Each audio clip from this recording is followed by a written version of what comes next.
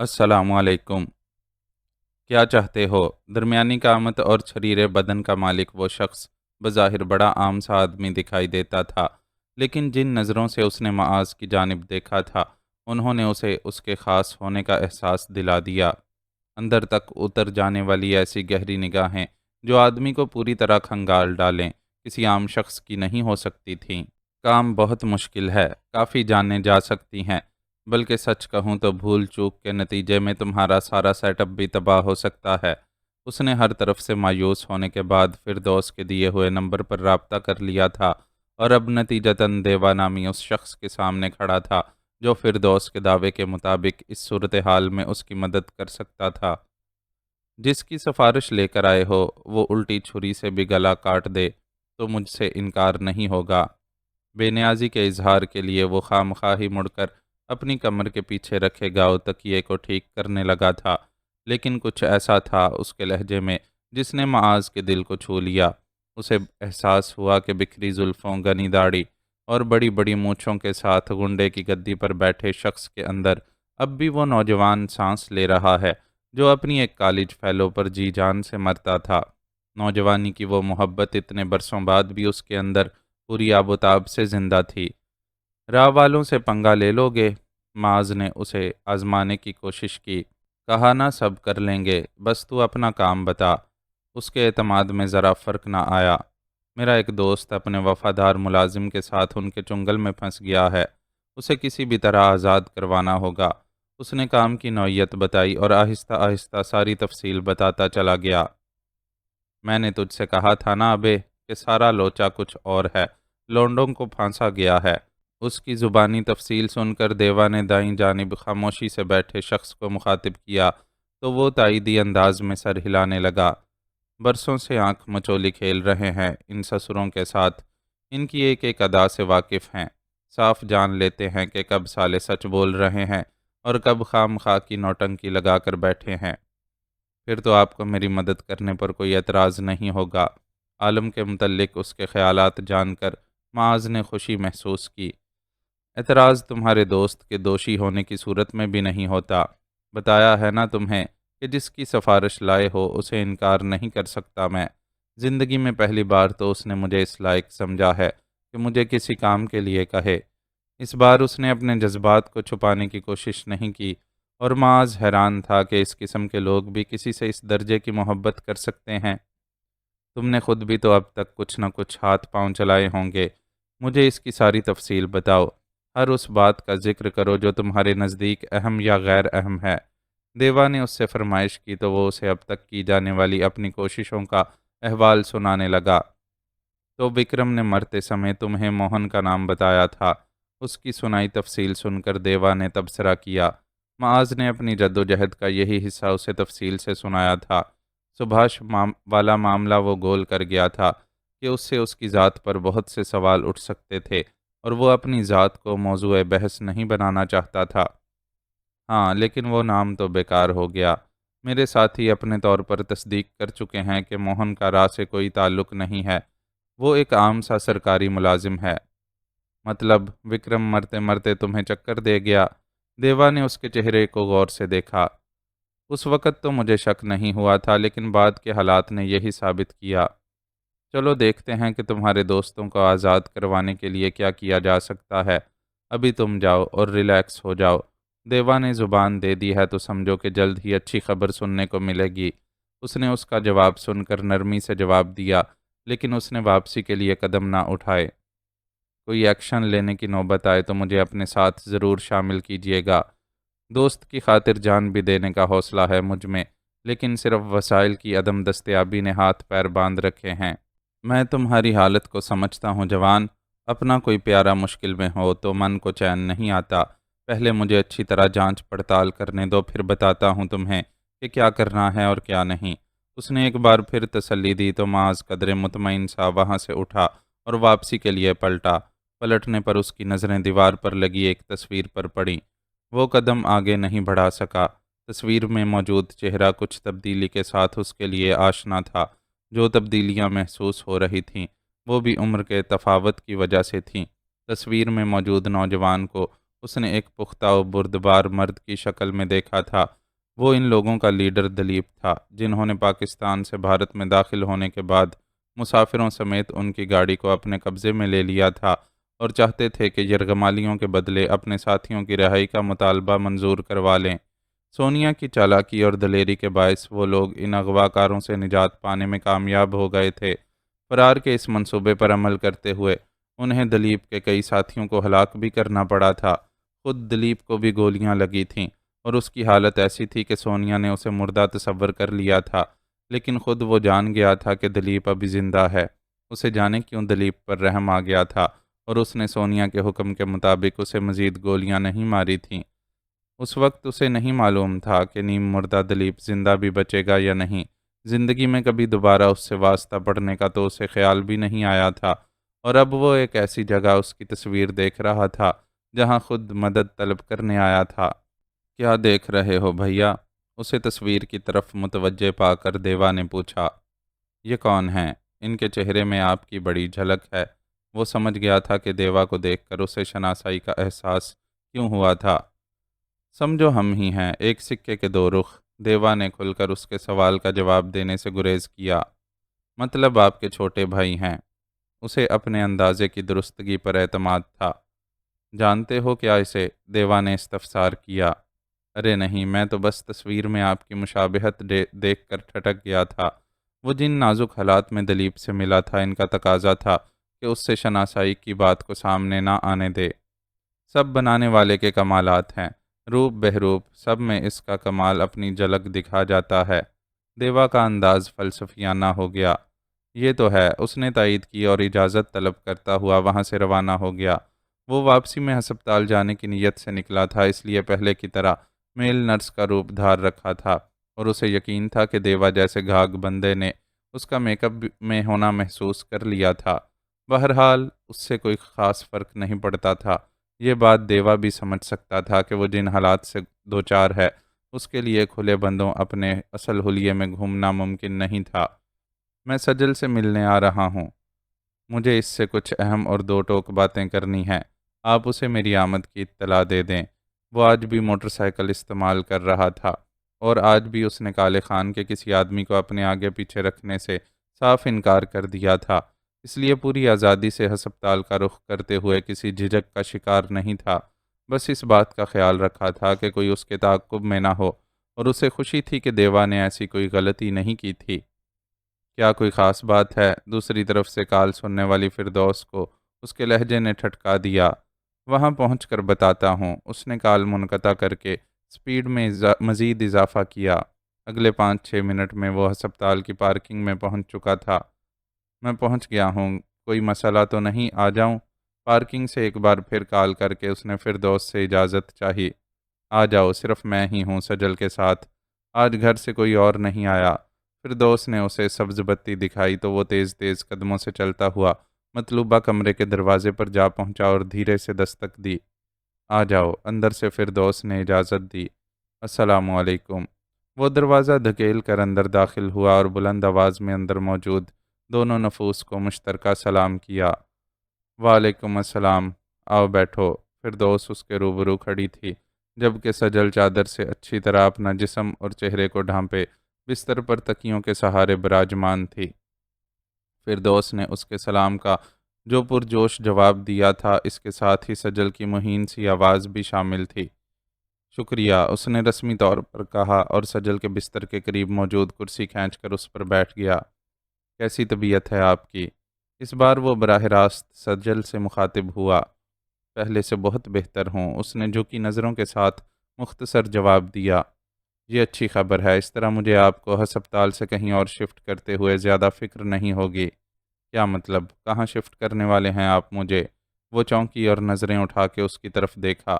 پل بھر کے لیے دونوں کی نظریں ایک دوسرے سے ملیں، اور سجل کو بے ساختہ ہی وہ لمحہ یاد آ گیا جب ڈاکوؤں کے ٹھکانے پر اس نے اسے سیڑھیوں سے گرنے سے بچانے کے لیے اپنی باہوں میں لے لیا تھا۔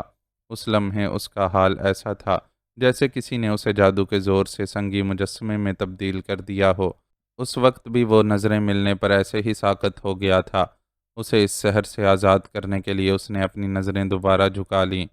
آنے والے دنوں میں انشاءاللہ ہم عالم اور سرمد کے لیے کوئی بڑی کارروائی کرنے جا رہے ہیں، اور میں چاہتا ہوں کہ اس کارروائی کا رد عمل بھگتنے کے لیے آپ منظر پر موجود نہ ہوں۔ وہ بھی نظریں جھکا کر اصل مدعے پر آ گیا۔ میں کہاں جا سکتی ہوں؟ اپنے ہاتھوں پر نظریں جمائے وہ بے بسی سے بولی۔ آپ صرف ہاں کریں، جگہ کا کوئی مسئلہ نہیں ہے، میں آپ کے لیے بہت اچھی اور محفوظ پناہ گاہ کا انتظام کر دوں گا۔ لیکن باقی لوگوں کا کیا ہوگا؟ کچھ بھی صحیح شکیل بھائی، اور باقی لوگ بھی محسن ہیں ہمارے، میرے منظر سے ہٹنے پر وہ لوگ مشکل میں پڑ جائیں گے۔ وہ انہی باتوں کو دہرا رہی تھی جو پہلے بھی اس سے کر چکی تھی۔ کوئی محسن نہیں ہے وہ آپ کے، اپنے مفادات کی خاطر آپ کی مشکلیں بڑھانے میں پورا حصہ لیا ہے ان لوگوں نے۔ آپ کے وہ شکیل بھائی جنہیں آپ اپنا ہمدرد اور بہی خواہ سمجھتی ہیں، وشنا کے ساتھ مل کر باقاعدہ سازشیں کرتے رہے ہیں۔ وہ سجل کی باتیں سن کر پھٹ پڑا۔ آپ کس بنیاد پر یہ الزامات لگا رہے ہیں؟ سجل کا لہجہ بلند ہو گیا، جبکہ فردوس بھی کچھ پریشان سی اس کے قریب چلی آئی۔ گل خان سے ملا تھا میں، اس نے یہ معلومات فراہم کی ہیں مجھے۔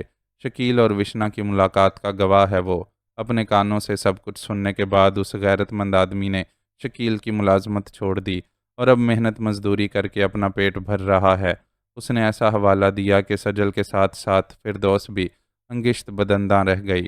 اس سارے قصے میں گل خان کا کردار ایسا نہیں تھا کہ ہر کوئی اس سے واقف ہو جاتا، لیکن معاذ اس کے حوالے سے ایک بڑی اطلاع دے رہا تھا تو اس کا مطلب تھا وہ واقعی اس سے ملا تھا۔ آپ کو گل خان کہاں ملا؟ سجل کی حیرت سوال بن کر لبوں پر اتری۔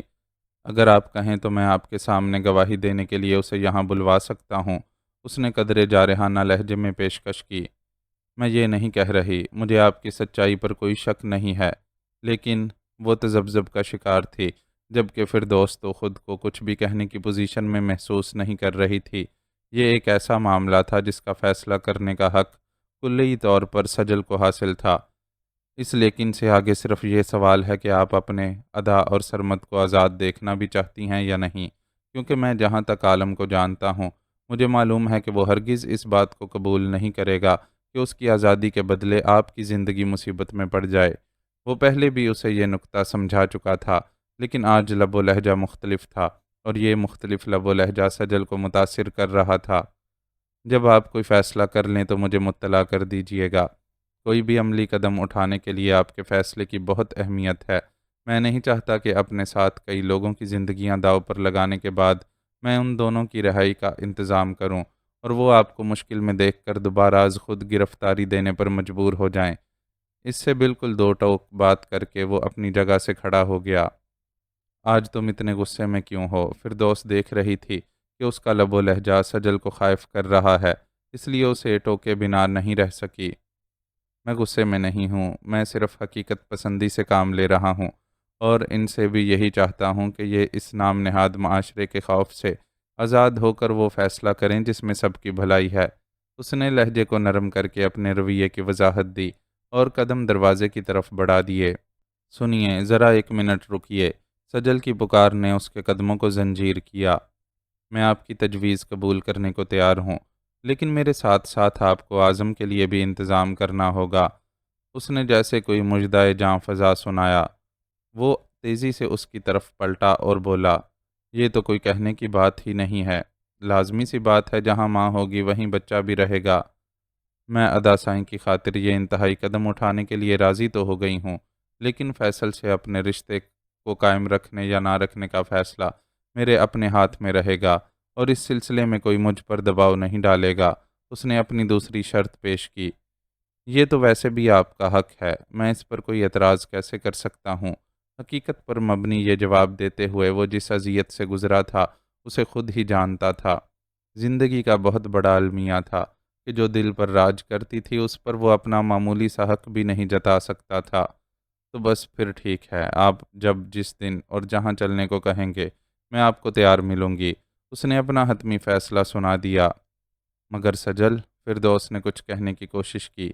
پلیز ڈاکٹر فردوس، آپ فکر مند نہ ہوں، سجل کو یہاں سے لے جاتے ہوئے میں پورا خیال رکھوں گا کہ آپ پر کوئی الزام نہ آئے۔ معاذ نے فردوس کا مسئلہ سمجھتے ہوئے اسے یقین دہانی کروائی۔ وہ الگ بات ہے، لیکن سجل کی صحت کا معاملہ بھی تو ہے، یہاں اس کا ٹریٹمنٹ چل رہا ہے۔ فردوس کے لہجے میں الجھن تھی۔ मैं अब ठीक हूँ भाभी। डॉक्टर ने जो दवाएं तजवीज़ की हैं उन्हें पाबंदी से लेती रहूँगी तो मज़ीद बेहतर हो जाऊँगी। सजल ने उसकी तसल्ली करवाई। आप बेफ़िक्र रहें डॉक्टर साहिबा, मैं सजल को लेकर ही इस बुनियाद पर जा रहा हूँ कि मुझे ये इत्मीनान है कि मैं इसे हर तरह की सहूलियात फ़राहम कर सकूँगा। जिस जगह इसे रखा जाएगा वहाँ इसके इलाज का प्रॉपर इंतज़ाम होगा। इस मौका पर माज ने भी फिरदौस को इत्मीनान दिलाना ज़रूरी समझा, लेकिन फिरदौस अब भी तज़ब्ज़ुब का शिकार थी। लेकिन कुछ नहीं भाभी, मुझे अपने अदा साईं की सलामती और आज़ादी हर शय से प्यारी है। अगर अदा साईं का मामला हल ना हुआ तो दुनिया का बेहतरीन इलाज भी मुझे सेहतयाब नहीं कर सकेगा। सजल के दो टोक फैसले के बाद फिरदौस के पास मज़ीद एतराज़ की गुंजाइश नहीं थी। उसने सजल पर एक शिकवा कना नज़र डाली, लेकिन उसकी आंखों में जो इल्तिजा थी उसने उसे हारने पर मजबूर कर दिया। उसने आईने के सामने खड़े होकर अपना जायज़ा लिया। आंखों में अब तक सुर्खी और बेचैनी दिखाई दे रही थी। कहने को वो खुद को रौंदने वालों को सफ़ाए हस्ती से मिटा आई थी और उनसे ऐसा बदतरीन इंतकाम लिया था कि उसे यकीन था कि उनकी रूहें भी अभी तक बिलबिला रही होंगी। फिर भी करार आता फिर भी करार था कि आता ही नहीं था। जिस्म का ये खेल तुम्हारे लिए कौन सी नई बात है जो ऐसे तड़प रही हो। तुम दाराब जैसे वहशी की सेज पर भी सोई हो और उन मर्दों को भी अपने जिस्म की सुंदरता से उल्लू बनाया है जिससे किसी मतलब का हसूल मकसूद था। आईने में देखते हुए उसने खुद को डपटा। शायद ये वहशत, ये बेचैनी इसलिए है कि इस बार इस खेल में तुम्हारी हैसियत खिलाड़ी की बजाय महज खिलौने की थी। तुमने पहली बार इस बेबसी को झेला है जिससे एक आम सी लड़की गुजरती है।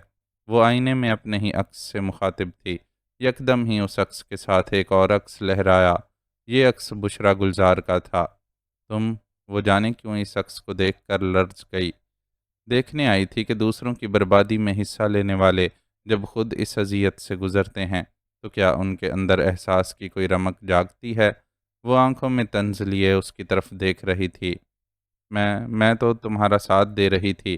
तुम्हें बर्बाद करने वाला तो यज़दानी और इरफानुल्लाह का फुर्स्तादा था। उसने गोया अपनी सफाई पेश की। इतनी भोली ना बनो डार्लिंग। इस मज़लूम लड़की को इंतकाम का लारा देकर इस्तेमाल करने की साजिश में तुम भी पीछे नहीं थीं। इस बार उसके अपने अक्स ने सच्चाई का कोड़ा मारा तो वो तड़प कर रह गई। एहतसाब का अमल इस तरह अचानक भी शुरू होता है, उसे नहीं मालूम था। यकदम फ़ोन की बजती घंटी ने उसे इस कैफियत से बाहर निकाला। आने वाली कॉल को नज़रअंदाज करना उसके लिए मुमकिन नहीं था। चुनाचे कॉल रिसीव कर ली। कहाँ थी तुम? सारी रात हामिद तुम्हें ट्रेस करने की कोशिश करता रहा। तुम्हारी गाड़ी साहिल पर खड़ी मिली, लेकिन खुद तुम्हारा कोई अता पता नहीं था। उसकी आवाज़ सुनते ही दूसरी तरफ से तफ्तीश शुरू हो गई। हामिद की नाअहली का हिसाब मुझसे क्यों ले रही हैं? मैं तो खुद को एक रात के लिए गायब करने वालों को दुनिया से ही गायब करने का कारनामा अंजाम देकर वापस लौटी हूँ। गुड, मुझे तुम पर पूरा एतमाद था, इसीलिए तुम्हारे ट्रेस ना हो सकने के बावजूद भी तशवीश में मुब्तला नहीं हुई।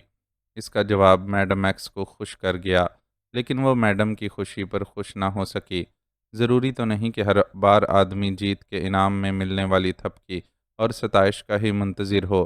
कभी कभी इस हमदर्द की भी तो ज़रूरत होती है जो दौड़ में ज़ख्मी हो जाने वाले पैरों पर मरहम रखता है। उसे कभी वो हमदर्द मिला ही नहीं था। वैसे कौन थे वो सूरमा जो हमारी शेरनी पर हाथ डालने की गलती कर बैठे?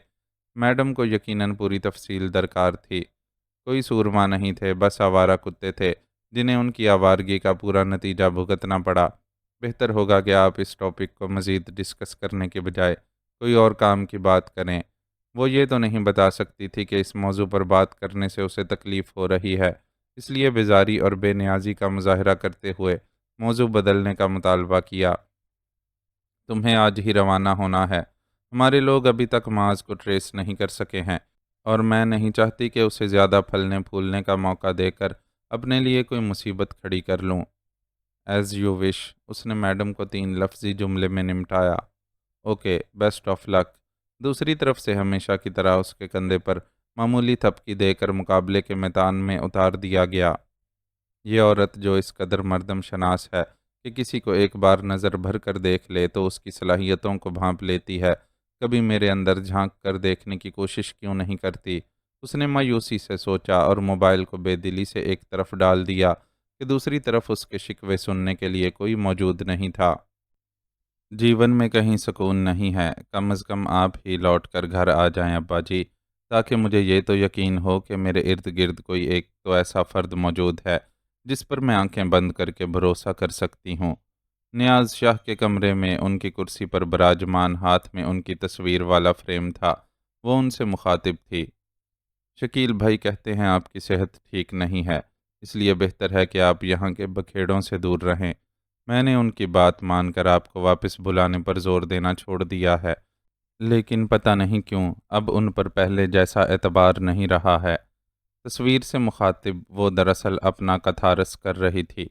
جب سے اس نے شکیل کی زبانی اس حقیقت کو جانا تھا کہ عالم اور سجل کی مدد کے پیچھے دراصل ان کے مفادات تھے، اس کے دل میں ایک کھٹک سی پیدا ہو گئی تھی اور بھائیوں پر وہ پہلا سا اعتبار نہیں رہا تھا۔ آپ نے مجھے اتنے لاڈ پیار سے پالا کہ مجھے کبھی ماں کی کمی کا احساس نہیں ہوا۔ آپ کے بل بوتے پر سارے گھر پر راج کرتی میں سمجھنے لگی تھی کہ میں اس دنیا میں بس راج ہی کرنے آئی ہوں اور مجھے حق ہے کہ میں اپنی ہر من پسند شے حاصل کر لوں۔ لیکن دیکھیں قسمت نے مجھے کیسا دھوبی پٹکا دیا ہے۔ ایک طرف آپ کے نہ ہونے سے اس گھر میں میری کوئی ویلیو نہیں رہی ہے، تو دوسری طرف اس شخص کا اعتبار بھی چلا گیا ہے جس کی خاطر سارے سنسار کو چھوڑ دینا بھی مجھے سستا سودا دکھائی دیتا تھا۔ وہ بہت دنوں سے ذہنی اور جذباتی طور پر تکلیف میں تھی، لیکن اب ایک نیا جھٹکا لگا تھا جس نے اسے مزید توڑ کر رکھ دیا تھا۔ کل ہی اس کی ساکشی سے ملاقات ہوئی تھی۔ ساکشی سنیل کے دوست کپل کی گرل فرینڈ تھی اور اکثر پارٹیوں میں ان کی ایک دوسرے سے ملاقات ہوتی رہتی تھی۔ کل والی ملاقات اتفاق کی تھی اور ساکشی زبردستی اسے اپنے ساتھ ایک ریسٹورنٹ میں لے گئی۔ تم تو بالکل بدل کر رہ گئی ہو اجالا۔ پہلی نظر میں تو میں پہچانی ہی نہیں تھی کہ تم وہی اجالا ہو جو ہر پارٹی میں ہم سب سے زیادہ سندر دکھائی دیتی تھی۔ ویٹر کو کافی کا آرڈر دینے کے بعد ساکشی نے اس کی طرف دیکھتے ہوئے افسوس کا اظہار کیا۔ سنیل کے بعد زندہ ہوں تو یہ بھی ایک چمتکار ہے۔ میرے دل کی حالت پوچھو تو ہر پل یہی خیال آتا ہے کہ وہ چلا گیا ہے تو میں اس سنسار میں کیا کر رہی ہوں۔ اپنے ہندو دوستوں کے ساتھ وہ بھی کثرت سے ہندی کے لفظ استعمال کرنے کی عادی تھی۔ سنیل کی موت کا سب کو بہت افسوس ہے۔ کچھ سمجھ نہیں آتا کہ اس کی موت اور ایک پاکستانی سیکرٹ ایجنٹ کا آپس میں کیا گٹھ جوڑ تھا۔ تم کچھ بتا سکتی ہو اس بارے میں؟ وہ ایجنٹ تو تمہارا کزن ہی ہے نا؟ ساکشی کے لہجے میں گہرا تجسس تھا۔ نہیں، مجھے کچھ نہیں معلوم۔ اس نے اپنا سر جھکا لیا۔ وہ جانتی تھی کہ سنیل کے ساتھ مل کر عالم کو اس مصیبت میں پھنسانے میں اس کا بھی ہاتھ تھا۔ اپنے تئیں تو وہ بس عالم کو ڈرا دھمکا کر انڈیا سے واپس بھیجنا چاہتی تھی، مگر معلوم نہیں تھا کہ حالات اس حد تک بگڑ جائیں گے۔ چلو جو بھی سچ ہے وہ تو اس سے اگلوا ہی لیا جائے گا، لیکن تم تو خود کو اس کرائسس سے نکالو۔ مرنے والوں کے ساتھ بھلا کون مرتا ہے؟ ساکشی نے تجسس کے باوجود اس پر زیادہ زور نہیں دیا تھا اور ہمدردی سے اسے سمجھانے لگی تھی۔ کبھی کبھی مجھے لگتا ہے کہ میں سنیل کے ساتھ ہی مر چکی ہوں اور میرے پاس بنا آتما کے بس یہ کھوکھلا بدن رہ گیا ہے جو کسی بھی پل ختم ہو جائے گا۔ انگلی کی مدد سے میز کی شفاف سطح پر اندیکھے دائرے بناتی وہ کہیں سے بھی نارمل نہیں لگ رہی تھی۔ کافی لو۔ ساکشی نے اس کی کیفیت کو پوری طرح محسوس کیا اور ویٹر کی سرو کی ہوئی کافی کی طرف اشارہ کرتے ہوئے سنجیدگی سے بولی۔ کافی ختم ہونے تک ان کے درمیان کوئی گفتگو نہیں ہوئی۔ اس دوران ساکشی صرف اس کا جائزہ لیتی رہی۔ زندگی سے مایوس وہ لڑکی اسے ہر صورت قابل رحم دکھائی دے رہی تھی۔ چنانچہ کافی ختم ہونے تک وہ ایک حتمی فیصلے پر پہنچ چکی تھی۔ میں تمہیں کچھ بتانا چاہتی ہوں اجالا، کچھ ایسا جو تمہیں بہت درد دے گا، لیکن مجھے وشواس ہے کہ اپنے دوسرے دردوں کی طرح اس درد سے بھی تم گزر جاؤ گی اور پھر اپنے آگے کے جیون کے لیے کچھ اچھا سوچ سکو گی۔ ایسی کیا بات ہے؟ اب تک کی گفتگو میں بہت زیادہ دلچسپی نہ لینے والی اجالا کو ساکشی کی اس تمہید نے حیران کر دیا۔ سنیل تمہیں دھوکہ دے رہا تھا۔ وہ تمہارے ساتھ سنسیئر نہیں تھا۔ وہ صرف تمہاری خوبصورتی اور دولت کو انجوائے کرنا چاہتا تھا۔ اب نہ صحیح کچھ مہینوں یا سالوں بعد اسے تمہارے جیون سے نکل ہی جانا تھا۔ اس لیے میرا کہا مانو تو اسے بھول جاؤ اور نئے سرے سے اپنا جیون شروع کرو۔ ساکشی ایک دم وہ سب کچھ کہہ گئی جسے سن کر بھی اسے یقین نہیں آیا۔ سنیل کے مرنے کے بعد اس پر ایسے گھناؤنے الزامات لگانے کے پیچھے تمہارا کیا مقصد ہے ساکشی؟ اگر تم سچ بھی کہہ رہی ہو تو تمہیں بہت پہلے مجھے یہ سب بتا دینا چاہیے تھا۔ اس وقت جب سنیل زندہ تھا اور خود پر لگائے گئے الزامات کا جواب دے سکتا تھا۔ اس کی حیرانی دھیرے دھیرے غصے میں ڈھلنے لگی تھی اور اس نے سخت لہجے میں ساکشی کو ٹوکا تھا۔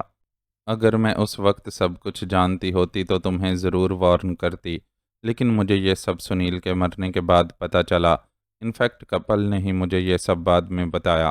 اس کا خیال ہے کہ تمہارے پاکستانی کزن کو کسی طرح سنیل کی اصلیت پتہ چل گئی تھی اور شاید اسی وجہ سے ان دونوں کا جھگڑا ہوا۔ وہ دونوں آپس میں کیسے ملے اور نوبت یہاں تک کیسے پہنچی یہ تو تم ہی جانتی ہوگی۔ ساکشی نے اپنی بات کے اختتام پر بے نیازی کے اظہار کے لیے شانے اچکائے، لیکن اجالا کے پاس کہنے کے لیے کچھ نہیں تھا۔ اس معاملے میں بہت سی باتیں اس کی نظروں سے بھی اوجھل تھیں۔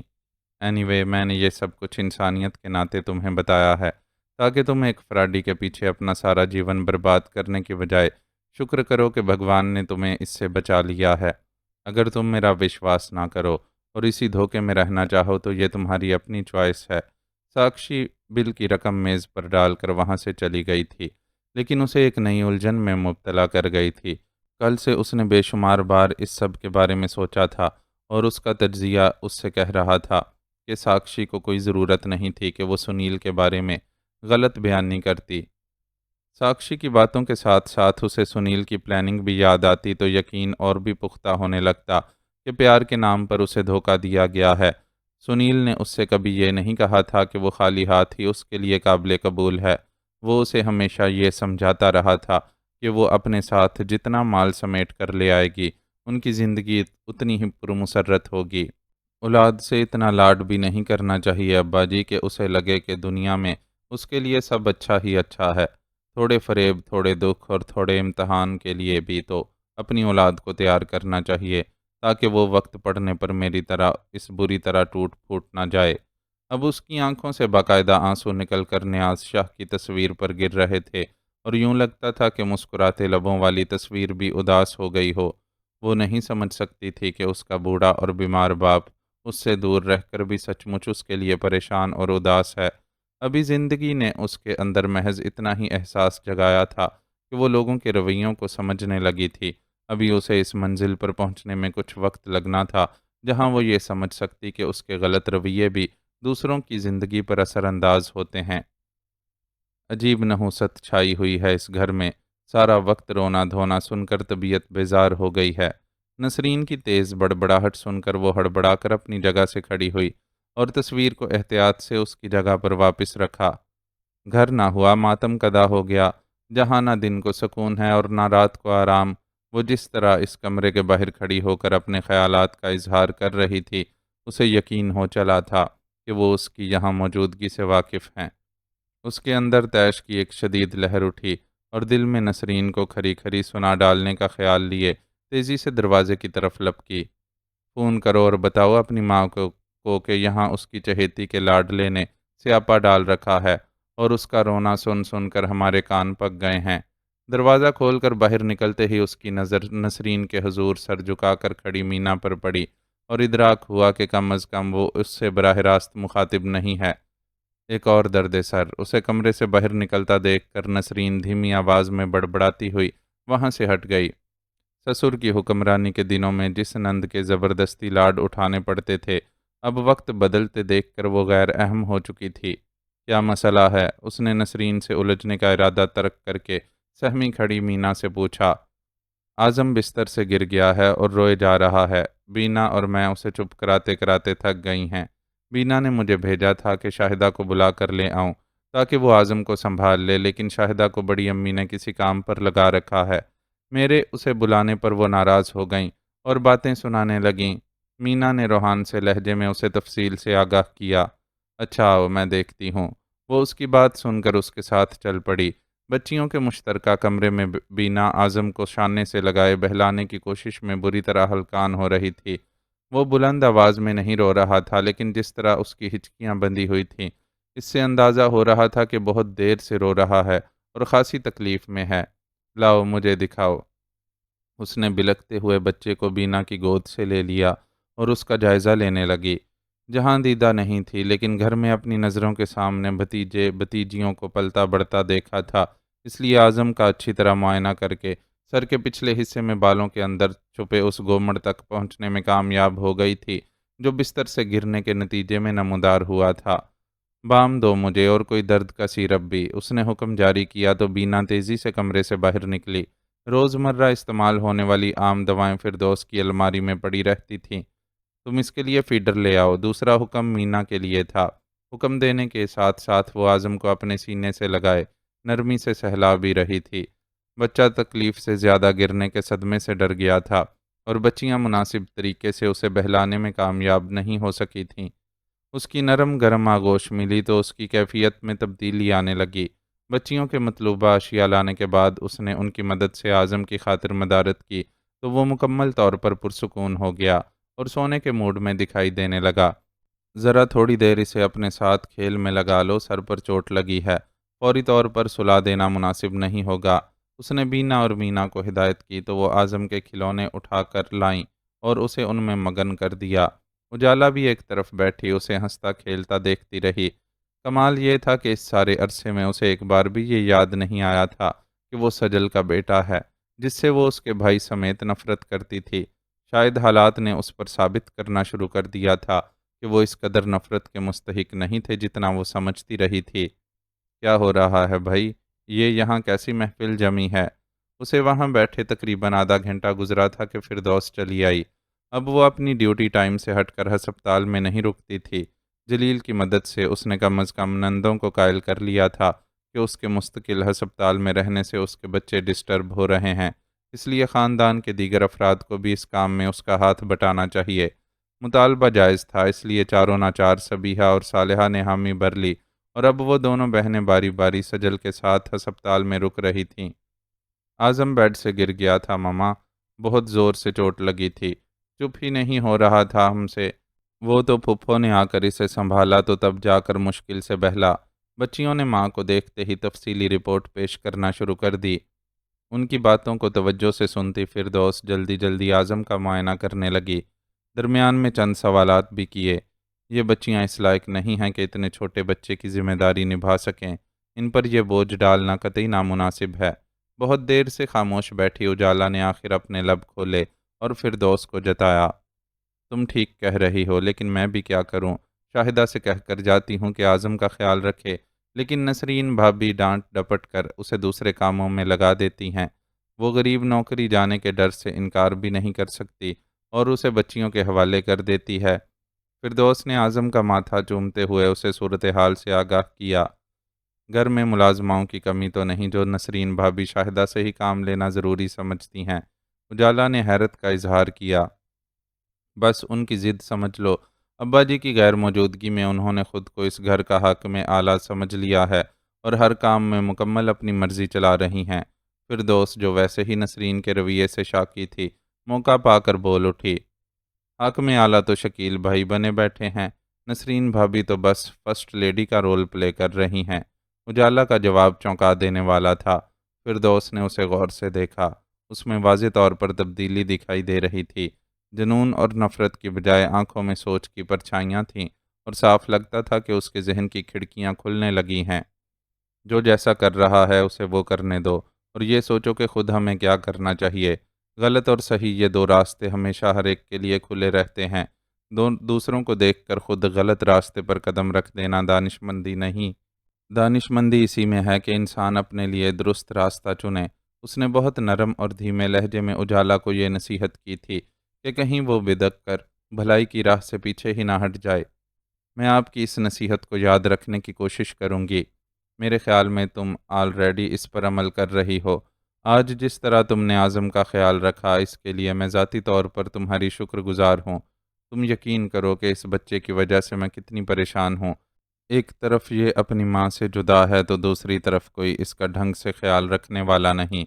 پھر بھی میں ہر روز سجل کو جھوٹے بہلاوے دیتی ہوں کہ اس کا بیٹا اس کے بغیر بالکل ٹھیک اور خوش باش ہے۔ ایک بیمار ماں کے لیے میں اس کے سوا کر بھی کیا سکتی ہوں؟ ڈاکٹرز کیا کہتے ہیں اس کے بارے میں؟ وہ کب تک گھر واپس آ جائے گی؟ اس روز ایمرجنسی میں سجل کو ہسپتال پہنچانے کے بعد آج وہ پہلی بار اس کے بارے میں استفسار کر رہی تھی۔ اس کا کیس سیریس ہے، مکمل ٹیسٹ ہو جائیں تو ہی کوئی فائنل فیصلہ لیا جا سکتا ہے۔ فردوس نے یہ جواب دینے کے ساتھ ساتھ اسے کچھ اور تفصیلات سے آگاہ کیا۔ یہ تو واقعی کافی سیریس سچویشن ہے، مجھے نہیں لگتا کہ اسے جلد ہسپتال سے ریلیز کیا جا سکے گا۔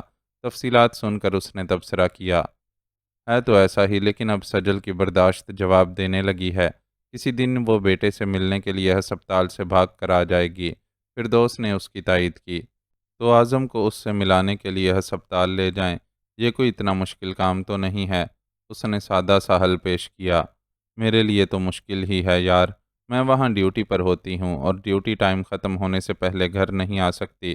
اب اتنے گھنٹوں کے لیے تو بچے کو ہسپتال میں کوئی الاؤ نہیں کرے گا نا، اور یہاں کوئی ایک نہیں ہے جو اس ذمہ داری کو نبھانے کے لیے تیار ہو جائے۔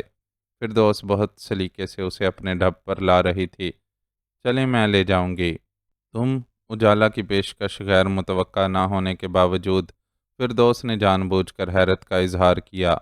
ہاں تو اس میں کیا ہے، اس نے عادتاً بے نیازی کا اظہار کیا۔ اگر تمہیں سجل کی شکل دیکھ کر غصہ آ گیا تو؟ فردوس نے جان بوجھ کر تذبذب کا اظہار کیا۔ میں کون سا اس کے روم میں جم کر بیٹھ جاؤں گی؟ اعظم کو اس کے حوالے کر کے آدھ پون گھنٹہ کیفیٹیریا میں گزارا جا سکتا ہے۔ یہ اچھا آئیڈیا ہے۔ کل ویسے بھی وہاں سبیحہ باجی موجود ہوں گی، انہیں بھی اپنے ساتھ لے جانا، ان کے ساتھ تو ویسے بھی تمہیں وقت گزرنے کا پتہ نہیں چلتا۔ فردوس نے گویا اس کے فیصلے کی تائید کی۔ باجی میں مجھے امی کی جھلک دکھائی دیتی ہے، اس لیے ان کے ساتھ وقت گزارنا اچھا لگتا ہے۔ اس کے سادگی سے کیے اعتراف نے فردوس کو احساس دلایا کہ بظاہر اکھڑ اور بد مزاج دکھائی دینے والوں کی زندگی میں بھی کوئی ایسی محرومی ہوتی ہے جو ان کے رویے کی حقیقی وجہ ہوتی ہے، لیکن لوگ اسے کھوج نہیں پاتے۔ اجالا کی اس کیفیت کو محسوس کر کے وہ اندر ہی اندر شرمندہ بھی ہوئی کہ وہ اسے ایک نازک کام کے لیے استعمال کرنے جا رہی ہے، لیکن وہ مجبور تھی۔ ہاتھ آیا موقع نکل جانے کی صورت میں ہوتا کام رک سکتا تھا، اور وہ دل سے خواہش مند تھی کہ ایسا نہ ہو۔ آپ کہاں کھو گئیں؟ اس کی خاموشی کو محسوس کر کے اجالا نے اسے ٹوکا۔ کہیں نہیں، بس سوچ رہی تھی کہ تمہارا شکریہ کیسے ادا کروں۔ فردوس نے بات بنائی۔ اس کی ضرورت ہی نہیں ہے، وہ کہہ کر وہاں سے اٹھ گئی تو فردوس نے سکون کا سانس لیا۔ اسے معلوم تھا کہ ارادے کی پکی اجالا کو کل کوئی نہیں روک پائے گا۔ اس نے فوری طور پر یہ خوشخبری آگے بڑھا دی۔ احتیاط کے تقاضوں کے تحت وہ آج کل معاذ کا فراہم کردہ ایک علیحدہ موبائل اس سے رابطے کے لیے استعمال کر رہی تھی، جسے سجل کے غائب ہوتے ہی تلف کر دیا جانا تھا۔ وکرم نے جھوٹ نہیں بولا تھا۔ مطلب مطلب یہ کہ موہن ہی را کا وہ آدمی ہے جس کے لیے وشنا کام کرتا تھا۔ مگر وہ تو، اس نے دیوا کی طرف دیکھتے ہوئے اپنا جملہ ادھورا چھوڑ دیا۔ اس کی سرکاری نوکری وغیرہ سب ایک کور ہے جس سے عام لوگ دھوکہ کھا سکتے ہیں، لیکن دیوا کے آدمیوں کے لیے اس کی اصلیت سمجھ لینا بائیں ہاتھ کا کھیل تھا۔ میں نے سب پتہ کر لیا ہے۔ میڈیا کو کیس کی بریفنگ دینے والے ہاتھی کے دکھانے والے دانت ہیں۔ اصل بندہ یہ موہن ہی ہے، اور یہی ہمیں تمہارے دوستوں تک پہنچائے گا۔ دیوا کی دی اطلاع نے اس کے اندر سنسنی سی پھیلا دی۔ ہم کب تک اس کے خلاف ایکشن لے سکیں گے؟ اس نے سرسراتے لہجے میں سوال کیا۔ بہت جلد، مگر پہلے تم اپنی سائیڈ سیف کر لو۔ اس لڑکی کو ہسپتال سے شفٹ کرنے کا ارینجمنٹ کر لیا ہے تم نے؟ دیوا کے سوال نے اسے 440 واٹ کا کرنٹ لگایا، اور وہ بہت مشکل سے خود کو اچھلنے سے روک سکا۔ آگے پیچھے دیکھنا تو پڑتا ہے نا، پھر اس کی سیفٹی کا خیال بھی کرنا ہے جس کی سفارش لے کر ہم تک آئے ہو۔ دیوا کی تیز نظروں سے اس کی کیفیت پوشیدہ نہیں تھی، چنانچہ رسان سے اسے سمجھایا۔ مجھے خود بھی ان کا بہت خیال ہے، اور پوری کوشش کر رہا ہوں کہ اس سارے قصے میں ان پر کوئی الزام نہ آ سکے۔ ظاہر تھا کہ اس سے کچھ چھپا ہوا نہیں ہے، اس لیے خود کو پرسکون رکھتے ہوئے جواب دیا۔ میں اپنی تسلی کے لیے تمہاری منصوبہ بندی کے متعلق جاننا چاہتا ہوں۔ دیوا نے مطالبہ کیا تو اسے بتانا پڑا کہ وہ آج کس طرح سجل اور اعظم کو ہسپتال سے نکال لانے کا ارادہ رکھتا ہے۔ آئی ایم شور کہ تم پہلے بھی اپنے اس وارڈ بوائے والے حلیے میں ہسپتال جاتے رہے ہو۔ دیوا نے خاموشی سے اسے سنا اور پرسوچ لہجے میں سوال کیا۔ جی ہاں، اس سے آسانی ہو جاتی ہے وہاں موو کرنے میں، لیکن اس سے اسے نقصان پہنچ سکتا ہے۔ ہو سکتا ہے کسی اور نے بھی تمہیں اس حلیے میں وہاں دیکھا ہو، ایسی صورت میں سوالات اٹھ سکتے ہیں۔ وہ فردوس کا ذکر کرتا تھا لیکن اس کا نام اپنے لبوں پر نہیں لاتا تھا۔ اس کی یہ احتیاط معاذ کو اچھی لگتی تھی۔ میں کوئی اور بھیس بدل لوں گا۔ اسے خود بھی یاد آ گیا تھا کہ موجودہ حلیے میں وہ شکیل اور فیصل کا سامنا کر چکا تھا، اس لیے فوراً دیوا کی تسلی کروائی۔ دوست کی بجائے دشمن کا طور استعمال کرنا، لگے کہ تم زبردستی اسے لے جا رہے ہو۔ کسی ایک آدھ کیمرے میں ہتھیار کی جھلک بھی آ جائے تو اچھا ہے۔ کیمروں کا معلوم کر لیا ہے، نہ کہ کہاں کہاں لگے ہیں۔ مشوروں سے نوازتے ہوئے دیوا نے اس سے استفسار کیا، جس کا جواب اس نے محض سر کی اثباتی جنبش سے دیا۔ جانے سے پہلے ایک بار ہمارے پاس موجود ڈیٹیل بھی دیکھ لینا۔ دیوا راہ کی وجہ سے بہت محتاط تھا۔ ٹھیک ہے، معاذ کو اس سے کوئی اختلاف نہیں تھا۔ دیوا کے مشوروں کے مطابق اس نے ہر ممکنہ احتیاط کے ساتھ ساری منصوبہ بندی کی اور اجالا کی اعظم کے ساتھ روانگی کی اطلاع ملتے ہی حرکت میں آ گیا۔ اجالا اعظم کو لے کر سجل کے کمرے میں پہنچی تو وہ پہلے ہی ایک سنہری فریم والا چشمہ پہنے ایک سمارٹ ڈاکٹر کے روپ میں وہاں موجود تھا۔ اپنے بچے کو دیکھ کر سجل جس طرح تڑپ کر اس کی طرف لپکی اور جس والہانہ انداز میں بچہ اس سے جھپٹا، اس منظر نے اس سمیت اجالا اور صبیحہ کو بھی بے حد متاثر کیا۔ یہ بہت اچھا کیا آپ نے کہ ان کے بیبی کو ان سے ملوانے لے آئیں۔ بیبی کے نہ ہونے سے یہ بہت اپسیٹ تھیں۔ اس نے بطور خاص اجالا کو اس کے عمل پر سراہا، جس پر وہ تھوڑی سی خوش دکھائی دی۔ آپ تو ہمیں یہ خبر دیں ڈاکٹر صاحب کہ اس کی چھٹی کب تک ہوگی، تاکہ ہماری بھی جان اس ہسپتال کی ڈیوٹی سے چھوٹے اور ماں بچہ بھی سکون سے ایک ساتھ رہ سکیں۔ صبیحہ نے اس کی بات سن کر اپنے خیالات کا اظہار کیا۔ بس سمجھیں کہ آپ کی جان چھوٹنے ہی والی ہے۔ جلد آپ گڈ نیوز سنیں گی۔ اس نے مسکرا کر ان کی تسلی کروائی، پھر سجل سے مخاطب ہو کر بولا، آئی تھنک آپ کو بیبی کو لان میں لے جانا چاہیے۔ اس سے آپ کی کنڈیشن میں بھی بہتری آئے گی اور اسے بھی وہاں زیادہ اچھا لگے گا۔ جی اچھا، سجل نے فرما برداری کا مظاہرہ کرتے ہوئے اعظم کو گود سے اتار کر اس پرام میں بٹھایا جس میں اجالا اسے لے کر آئی تھی۔ ان کو جانے دے، تو میرے ساتھ کیفیٹیریا چل، وہاں کی کافی اور سینڈوچز بڑے ٹیسٹی ہیں، میں تجھے ٹرائی کرواتی ہوں۔ صبیحہ نے پرام کو دھکیل کر باہر کی طرف جاتی سجل پر ایک نظر ڈالی اور خود اجالا کا ہاتھ تھام کر اسے پیشکش کی۔ یہ خود کو اور بچے کو سنبھال تو لے گی نا؟ اجالا کو ذرا تشویش تھی۔ ڈونٹ وری، اگر کوئی پرابلم ہوا بھی تو ہمارا سٹاف ہے نا سنبھالنے کے لیے۔ معاذ نے اسے تسلی کروائی اور باہر نکل گیا۔ اب اس کا رخ لان کی طرف تھا۔ جلد ہی اس نے بڑی سی چادر میں خود کو لپیٹے سجل کو جا لیا۔ یہ پسٹل کیمروں کے لیے ہے۔ آپ اپنے رویے سے ظاہر کریں کہ آپ ڈر اور سہم کر مجبوراً میرے ساتھ جا رہی ہیں۔ اس کے پہلو بہ پہلو چلتے ہوئے اس نے اپنے سفید گاؤن کی جیب سے پسٹل برآمد کر کے اس کی جھلک دکھاتے ہوئے سجل کو مشورہ دیا تو اس نے خاموشی سے سر جھکا لیا۔ اس کے انداز میں کوئی ظاہری مزاحمت نہیں تھی، مگر بعد میں غور سے دیکھنے والے گواہی دے سکتے تھے اس کی باڈی لینگویج سے ظاہر ہوتا ہے کہ وہ مجبوراً ہسپتال سے باہر لے جائی گئی ہے۔ دنیا کے گورکھ دھندے سے بے نیاز اعظم کلکاریاں مارتا ماں کی سنگت میں بہت خوش تھا۔ پرام یہیں چھوڑ دیں اور اس وائٹ گاڑی میں بیٹھ جائیں۔ پارکنگ میں پہنچ کر معاذ نے ایک اور ہدایت دی، جس پر سجل نے منوعن عمل کیا۔ کچھ دیر میں ہی وہ لوگ جعلی نمبر پلیٹ والی اس سفید گاڑی میں ہسپتال کو چھوڑ چکے تھے۔ مجھے معلوم ہی نہیں تھا کہ آپ کو اغوا کرنا اتنا آسان ہے۔ گاڑی کھلی سڑک پر آئی تو وہ اپنی کامیابی کی خوشی میں چہکا۔ عورت کو اغوا کر لینے کو کوئی کامیابی سمجھتے ہیں آپ؟ جواباً سجل نے جس لہجے میں پوچھا وہ شرمندہ ہو گیا۔ میرا وہ مطلب نہیں تھا۔ آپ کا جو بھی مطلب ہو، لیکن ایک بات یاد رکھیے گا کہ آپ مجھے کبھی بے بس نہیں پائیں گے۔ وہ اسے جانے کیا جتانا چاہتی تھی۔ جس دن میری نیت میں کوئی کھوٹ دکھائی دے، اپنے ہاتھ سے گولی مار دیجیے گا۔ اس نے اپنا پسٹل اس کے سامنے ڈال دیا۔ سجل اس ادا پر دم بخود بیٹھی رہ گئی۔ باقی کا راستہ خاموشی سے کٹا۔ محض اعظم کی چھوٹی چھوٹی حرکتیں تھیں جو ثابت کر رہی تھیں کہ اس مشینی سواری میں زندہ نفوس سفر کر رہے ہیں۔ یہاں آپ کی دیکھ بھال کے لیے مستقل ایک نرس موجود رہے گی اور ڈاکٹر بھی روزانہ وزٹ کرے گا۔ آپ اپنی فائل نرس کے حوالے کر دیجیے گا۔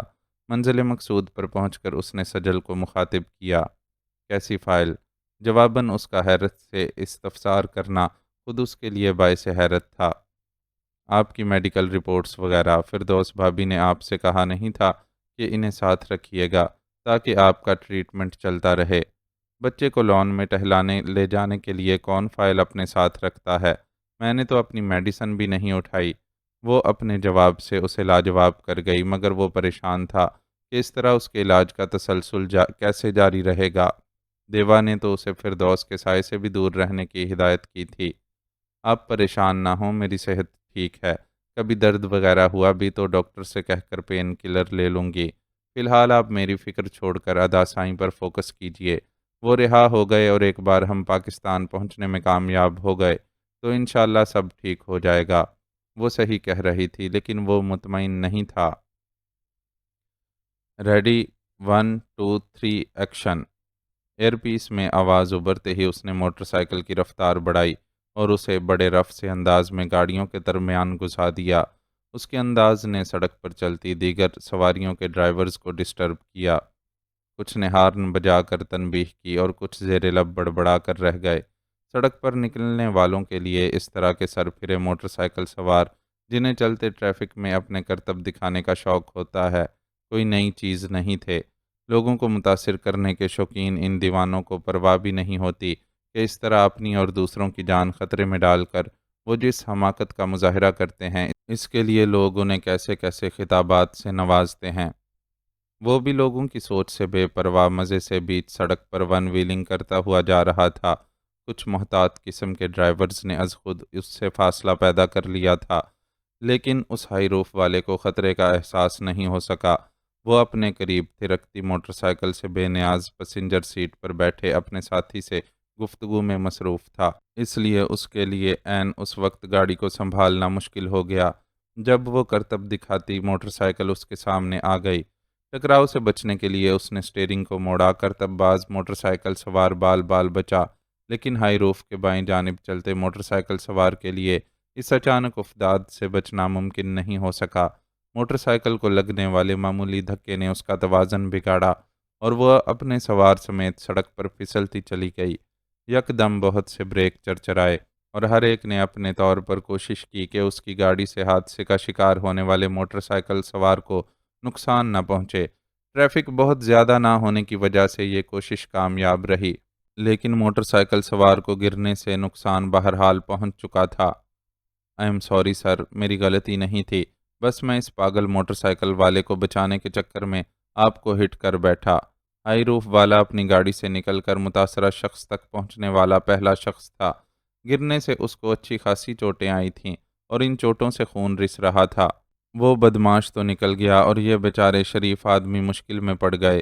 ایک دوسری گاڑی کے ڈرائیور نے سڑک پر بہت آگے جاتی موٹر سائیکل کو دیکھتے ہوئے غصے سے تبصرہ کیا، لکیر پیٹنے کا کوئی فائدہ نہیں، ان صاحب کو فوراً ہسپتال لے کر چلو تاکہ ان کی مرہم پٹی ہو سکے۔ ہائی روف والے کے ساتھی نے بلند آواز سے کہا اور زخمی موٹر سائیکل سوار کو سہارا دے کر اٹھانے کی کوشش کی۔ آپ لوگ رہنے دیں، میں اپنے کسی دوست کو کال کر لیتا ہوں۔ شریف صورت زخمی موٹر سائیکل سوار خود کو سنبھال چکا تھا، چنانچہ جیب کی طرف ہاتھ بڑھاتے ہوئے بولا، یقیناً مقصد موبائل نکالنا تھا۔ ایسے کیسے صاحب، میری گاڑی سے آپ کو نقصان ہوا ہے تو میرا فرض بنتا ہے کہ آپ کو ہسپتال لے کر جاؤں۔ آپ راستے میں جس کو چاہے کال کر کے ہسپتال بلوا لیجئے گا۔ ہائی روف والے نے اصرار کیا اور اسے جواب کا موقع دیے بغیر اپنے ساتھی سے بولا، تم ان کی موٹر سائیکل لے کر پیچھے پیچھے آؤ، کوئی ٹوٹ پھوٹ ہوئی ہو تو اسے بھی دیکھ لینا۔ دوسرے لمحے وہ پھر زخمی موٹر سائیکل سوار سے مخاطب ہوا، آئیے صاحب، آپ گاڑی میں بیٹھیے، ہماری وجہ سے سارا ٹریفک ڈسٹرب ہو رہا ہے۔ اس بار اس نے موٹر سائیکل سوار کا بازو دبوچ کر باقاعدہ ہائی روف کی طرف دھکیلا تھا۔ موقع پر موجود دیگر لوگوں نے بھی اس کی بات مان لینے پر اصرار کیا تو موٹر سائیکل سوار کو نہ چاہتے ہوئے بھی گاڑی کی فرنٹ سیٹ پر بیٹھنا پڑا۔ ٹیشو سے اپنے زخم صاف کر لیں، گاڑی سٹارٹ کرتے ہوئے ہائی روف والے نے زخمی سے ہمدردی سے کہا تو اس نے سر ہلاتے ہوئے ٹیشو باکس سے 3 4 ٹیشو پیپر کھینچ لیے۔ کچھ مقامات سے خون رس رہا تھا، لیکن کوئی بھی چوٹ شدید نوعیت کی نہیں تھی۔ یہ آج کل کے لونڈے بڑے بے پرواہ ہیں، ان کے کرتب بازی میں کسی کی جان چلی جائے انہیں پرواہ نہیں ہوتی۔ ہائی روف کو ٹریفک کے بہاؤ میں ڈالتے ہوئے ڈرائیور نے تبصرہ کیا، ساری تربیت کی کمی ہے، جوابی تبصرہ کرتے ہوئے موٹر سائیکل والے نے بیک ویو مرر پر نظر ڈالی اور یہ دیکھ کر اطمینان محسوس کیا کہ دوسرا بندہ اس کی موٹر سائیکل لیے پیچھے پیچھے آ رہا ہے۔ اطمینان کا یہ دورانیہ بے حد مختصر تھا، کیونکہ عقب میں محسوس ہونے والے تحرک نے اسے بھڑکا دیا تھا۔ خود کار رد عمل کے تحت اس نے جیب میں ہاتھ ڈال کر اپنا پسٹل نکالنے کی کوشش کی، لیکن عقب میں موجود شخص زیادہ تیز رفتار ثابت ہوا۔ اس کے ہاتھ میں موجود سپرے سے ہونے والی فوار نے موٹر سائیکل والے کا چہرہ بھگو ڈالا۔ خود کو بے ہوشی سے بچانے کی خاطر اس نے سانس روکنے کی کوشش کی، لیکن سر پر لگائی جانے والی ضرب نے اس کی کوشش کو کامیاب نہیں ہونے دیا اور وہ اپنے حواس کھوتا چلا گیا۔ اس کی جیبوں کی تلاشی لے کر سارا سامان باہر نکال لو۔ ڈرائیور نے گاڑی روکے بغیر اپنے ساتھی کو حکم دیا۔ خاموش ہو گیا ہے سالہ، آ کر سامان لے لو۔ ڈرائیور اب پیچھے آتے اپنے ساتھی سے مخاطب تھا۔ لمحوں میں بے ہوش آدمی کا کل سامان ایک پلاسٹک کے تھیلے میں منتقل کیا گیا اور یہ تھیلا پیچھے والے اپنے ساتھی کو تھما دیا گیا۔ اس تھیلے میں موجود سامان کو موٹر سائیکل سمیت ٹھکانے لگانے کی ذمہ داری نبھانی تھی۔ شٹر کھولو۔ ہائی روف کا ڈرائیور اب کسی اور کو پیغام دے رہا تھا۔ 8 منٹ کے مختصر عرصے میں وہ ایک عمارت کے کشادہ گراج میں موجود تھے۔ اس گراج میں 2 گاڑیوں کے ساتھ ساتھ ایک موٹر سائیکل بھی کھڑی نظر آ رہی تھی، اور اس موٹر سائیکل سے ٹیک لگائے یقینی طور پر وہ لڑکا کھڑا تھا جس نے تھوڑی دیر پہلے سڑک پر حادثے کے اسباب پیدا کیے تھے۔ وہ لڑکا معاذ تھا اور اس کے چہرے پر موہن کو بے ہوشی کی حالت میں دیکھ کر مسکراہٹ پھیل گئی تھی۔ راہ کے ٹاپ ایجنٹ کو اتنی سادگی کے ساتھ ٹریپ کر لیا گیا تھا کہ وہ اندازہ بھی نہیں لگا سکا تھا۔ شفٹ کرو اسے۔ ہائی روف کے ڈرائیور نے دروازہ کھول کر باہر نکلتے ہی احکامات جاری کیے تھے۔ اس کے حکم پر 2 بندوں نے بے ہوش موہن کو گھسیٹ کر ہائی روف سے باہر نکالا اور گیراج کے فرش پر لٹا کر اس کے کپڑے اتارنے لگے۔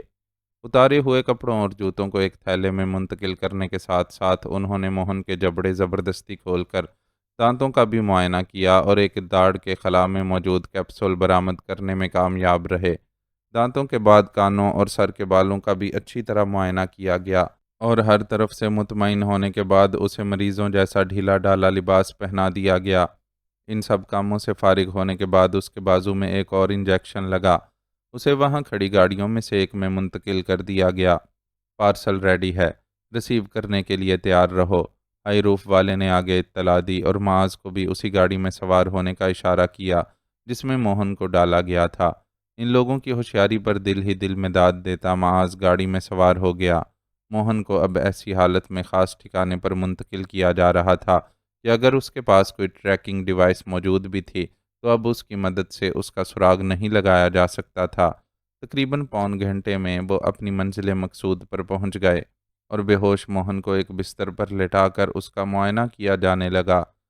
سب ٹھیک ہے، ہوش میں آنے میں 2 گھنٹے لگیں گے، معائنہ کرنے والے نے خبر سنائی اور پھر بطور خاص معاذ کی طرف رخ کر کے بولا، آپ تھوڑی دیر آرام کر لو، ہوش میں آنے کے بعد جب اس سے پوچھ تاچھ کریں گے تو آپ کو بلا لیں گے۔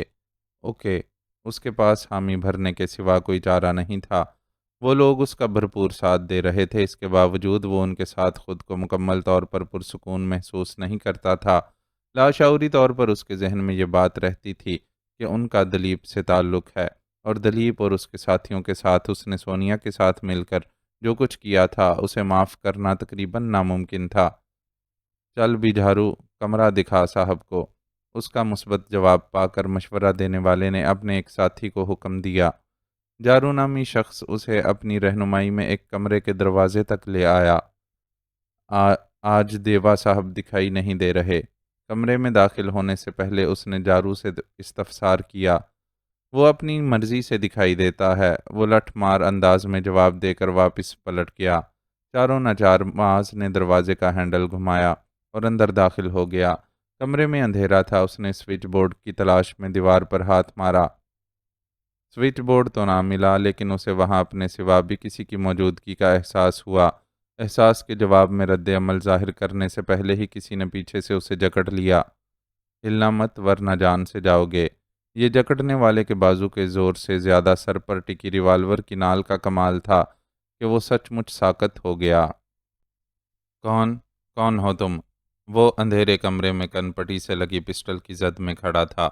پھر بھی لہجے کو پرسکون رکھتے ہوئے سوال کیا، دیوا کے ٹھکانے پر دشمن تو تمہیں مل نہیں سکتا؟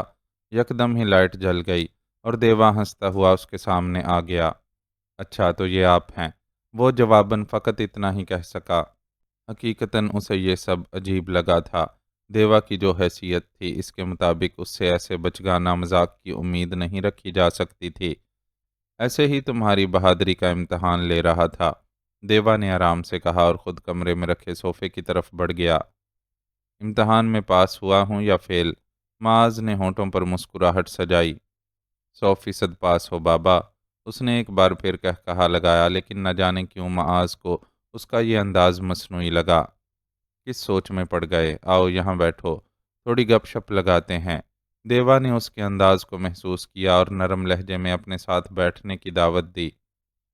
ٹینشن مت لو، کام چل پڑا ہے، جلد کوئی اچھی خبر سنو گے۔ معاذ اس کے مقابل بیٹھ گیا تو اس نے اسے تسلی دینے والے انداز میں کہا، موہن سے انفارمیشن اگلوا لیں گے آپ؟ سنا ہے یہ ایجنٹس بڑے سخت جان ہوتے ہیں، جان دے دیتے ہیں، زبان نہیں کھولتے، پھر اس کا غیاب بھی مسئلہ بن سکتا ہے، کہیں وہ لوگ چوکنے نہ ہو جائیں۔ اس نے دیوا کے رویے کو ذہن سے جھٹکا اور موہن سے متعلق اپنے خدشات بیان کرنے لگا۔ ہم نے اس کی زبان کھلوانی ہی کب ہے؟ اس کی زبان تو اس کی پتنی کھلوائے گی۔ کیا مطلب؟ اسے دیوا کے جواب نے حیران کر دیا۔ مطلب یہ کہ اس کی پتنی بھی ہمارے قبضے میں ہے اور اس کی سلامتی کے لیے اسے ہمارے ساتھ کوآپریٹ کرنا پڑے گا۔ دیوا نے اسے اطلاع دی تو وہ چپ سا ہو گیا۔ مقاصد کے حصول کے لیے عورتوں اور بچوں کو یرغمال بنانا اس کے لیے ناپسندیدہ فعل تھا، لیکن وہ دیوا سے اختلاف بھی نہیں رکھ کر سکتا تھا۔ مجبوری ہے دوست، جب انسان کے اپنے تلوے جل رہے ہوں تو وہ صحیح غلط سوچنے کے چکر میں نہیں پڑتا۔ کبھی کبھی خود کو بچانے کے لیے دوسرے کے سینے پر چڑھ کر کھڑے ہو جانا ہی واحد حل ہوتا ہے۔ اس کے اظہار کیے بغیر ہی وہ اس کی ناپسندیدگی کو بھانپ گیا۔ شاید ایسا ہی ہو، لیکن میں کبھی اس انداز میں نہیں سوچ سکا۔ ان باتوں کو جانے دو اور جو ہم کر رہے ہیں ہمیں کرنے دو۔ جی ٹھیک ہے، اس نے بحث نہیں کی۔ اب تم آرام کرو، جلد ہی گڈ نیوز سناؤں گا۔ دیوا کمرے سے جانے کے لیے اٹھ کھڑا ہوا۔ معاذ خاموشی سے اسے جاتے ہوئے دیکھتا رہا۔ اس کے یوں ملاقات کرنے کا سبب اسے سمجھ نہیں آیا تھا، لیکن کوئی شے تھی جو مسلسل اسے کھٹک رہی تھی۔ 1 منٹ، اس نے جاتے ہوئے دیوا کو روکا۔ میں سوچ رہا تھا کہ جب آپ نے اسٹریٹجی بدل دی ہے تو میرا یہاں رک کر موہن کے ہوش میں آنے کا انتظار کرنا بیکار ہے۔ آپ لوگ موہن اور اس کی بیوی کے معاملات سنبھالیے، میں اس دوران اپنے کچھ ضروری کام نمٹا لیتا ہوں۔ فائنل ایکشن سے پہلے ہم دوبارہ آپس میں مل کر ڈسکشن کر لیں گے۔ ایز یو وش، میرے کو کوئی آبجیکشن نہیں ہے۔ دیوا نے اس کی بات توجہ سے سنی اور بے نیازی سے شانے اچکاتے ہوئے جواب دیا، تو پھر ابھی میں چلتا ہوں۔ معاذ وہاں سے جانے کے لیے اٹھ کھڑا ہوا۔ اوکے گڈ بائے، دیوا نے اسے اجازت دے دی۔ وہاں سے نکل کر وہ سیدھا سجل سے ملنے جا پہنچا۔ وہ اپنے بیٹے کو کارپٹ پر بٹھائے ایک خالی ڈبے اور چھوٹی سی ڈنڈی کی مدد سے کھلانے میں مصروف تھی۔ ڈنڈی کو خاص انداز سے ڈبے پر مارنے سے ایک ردھم کی آواز پیدا ہو رہی تھی اور بچہ اس آواز پر خوش ہو کر تالیاں بجا رہا تھا۔ سجل کی دروازے کی طرف پشت ہونے کی وجہ سے وہ اس کا چہرہ نہیں دیکھ سکا تھا، لیکن اسے یقین تھا کہ بچے کی کھلکھلاہٹ نے اس کے چہرے پر بھی ہنسی کے پھول کھلا رکھے ہوں گے۔ السلام علیکم۔ سجل کو اپنی آمد سے باخبر کرنے کے لیے اس نے کھنکارتے ہوئے اسے سلام کیا۔ وعلیکم السلام، آپ کب آئے؟ مجھے پتہ ہی نہیں چلا۔ چادر نما بڑے سے دوپٹے سے اس کا سر پہلے ہی ڈھکا ہوا تھا۔ اس کی آواز سن کر دوپٹے کا پلو تیزی سے نقاب کی شکل میں پھیلایا اور آہستہ سے بولی، میں بس ابھی آیا ہوں۔ شلپا نے دروازہ کھولا تھا۔ آپ کو شاید مصروف ہونے کی وجہ سے بیل کی آواز سنائی نہیں دی۔ ہاں بس وہ اعظم کھیل کے موڈ میں تھا تو میں اس کے ساتھ لگی ہوئی تھی۔ وہ بولتی ہوئی اپنی جگہ سے کھڑی ہوئی، لیکن اگلے ہی لمحے ڈگمگا سی گئی۔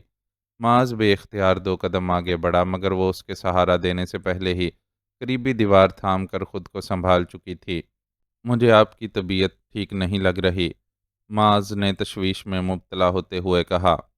میں ٹھیک ہوں، ایک دم اچانک کھڑے ہونے سے ذرا چکر سے آ گئے تھے، ویسے پریشانی کی کوئی بات نہیں۔ معاذ کی آنکھوں میں دکھائی دیتی بے پناہ اپنائیت سے نظریں چراتے ہوئے اس نے آہستہ سے جواب دیا، اور ایک قریبی کرسی پر بیٹھ گئی۔ ڈاکٹر نے آپ کا چیک اپ کیا تھا؟ وہ اس کی وضاحت سے مطمئن نہیں تھا۔ جی ہاں، چیک اپ ہوا تھا اور میں دوائیں بھی پابندی سے لے رہی ہوں۔ اللہ نے چاہا تو یہ جو معمولی تکلیف ہے یہ بھی جلد ٹھیک ہو جائے گی۔ وہ اس کی تسلی کروانے کی پوری کوشش کر رہی تھی۔ کہیں کوئی بھی مسئلہ ہو، بالکل بھی تکلف سے کام مت لیجیے گا۔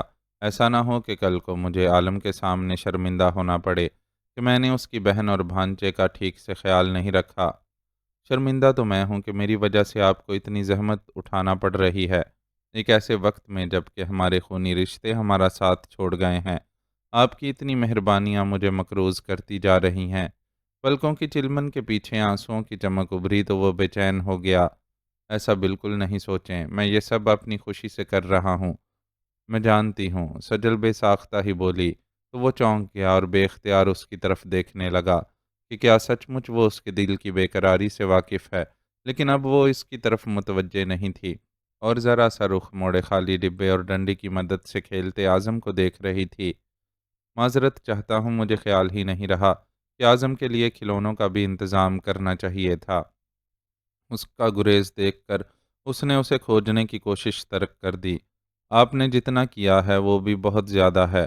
کھلونوں کا کیا ہے، نہیں بھی ملیں گے تو بچے کسی بھی دستیاب شے کو اپنا کھلونا بنا لیتے ہیں۔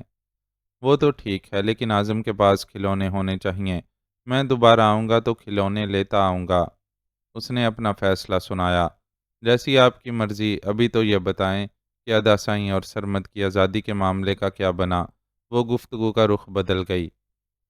کوشش جاری ہے، انشاءاللہ جلد آپ خوشخبری سنیں گی۔ اللہ سائیں جلد از جلد وہ وقت لائے کہ میں اپنے ادا سائیں کو آزاد دیکھوں۔ سجل نے تڑپ کر دعا کی تو اسے بے ساختہ علینا یاد آئی۔ وہ بھی تو اس سے ایسی ہی شدید محبت کرتی تھی۔ میں چلتا ہوں، آپ اپنا خیال رکھیے گا اور ڈاکٹر کی ہر ہدایت پر عمل کیجیے گا۔ علینا کا خیال آتے ہی دل ایسا بے قرار ہوا تھا کہ اس کے لیے وہاں رکنا مشکل ہو گیا تھا۔ کچھ مصروفیات تھیں اور کچھ احتیاط کے تقاضے کہ وہ گھر والوں کی خیر خبر لینے کے لیے دوبارہ پاکستان رابطہ ہی نہیں کر سکا تھا۔ صوبیہ سے آخری بار جو بات چیت ہوئی تھی، اس سے یہی اندازہ ہوا تھا کہ وہ لوگ از خود کہیں روپوش ہو گئے ہیں، لیکن بہرحال اس کے برعکس خدشات بھی دل میں موجود تھے۔ اتنی اچانک کہاں جا رہے ہیں؟ میں نے تو ابھی آپ کو چائے کافی کے لیے بھی نہیں پوچھا۔ سجل اس کے یوں اچانک جانے کا سن کر حیران و پریشان ہوئی۔ نیکسٹ ٹائم آؤں گا تو پی لوں گا، ابھی اچانک ایک کام یاد آ گیا ہے۔ اس نے جھک کر کھیل میں مصروف اعظم کے رخسار پر تھپکی دی اور وہاں سے روانہ ہو گیا۔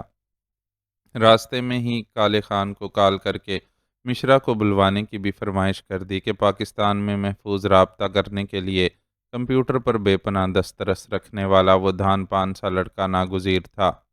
مشرا آ گیا۔ رادھا دیوی کے گھر پہنچتے ہی اس نے کالے خان سے سوال کیا، بس آتا ہی ہوگا، آپ بتائیں موہن کا کیا ہوا؟ کالے خان اس سے اس کام کے بارے میں جاننے کے لیے بے چین تھا جس کے لیے وہ گھر سے نکلا تھا۔